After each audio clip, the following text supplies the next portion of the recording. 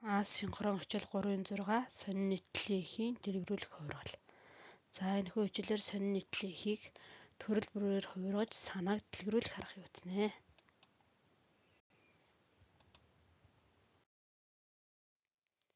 За дэлгэрүүлэх хувиргалыг бүтээвэр, үг, өгүүлбэр, эхийн төвшөнд бол хэлний бүхий л төвшөнд дэлгэрүүлэх хувиргалыг хийж болно.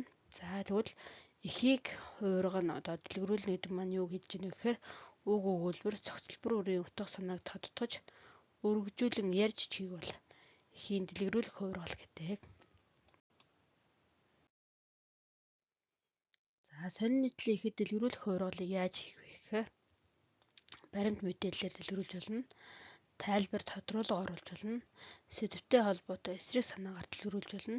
Сэдвийг хоёр талаас нь харьцуулан дэлгэрүүлж болно. Ийм дөрвөн аргаар эхийг дэлгэрүүлдэг.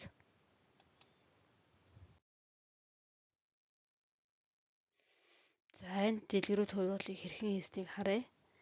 Ходоод эзэгнсэн хор гэсэн сонин нийтлэлийн эхийг дэлгэрүүлэхдээ энд бол одоо баримт мэдээллээр дэлгэрүүлсэн байна. Жишээ нь бол өдөр бүр гомон иддэг байсан оюутан нас барсан гэсэн ийм баримт мэдээллээр дэлгэрүүлж өгсөн байна.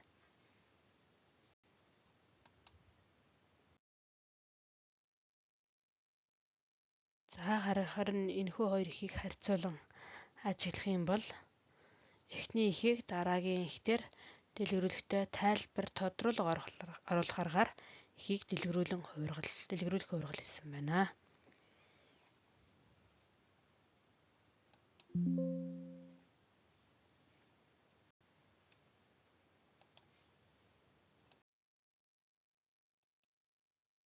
За хичээлийн видеог анхааралтай үзээд бие даа дасгал даалгаврыг гүйцэтгээрэй.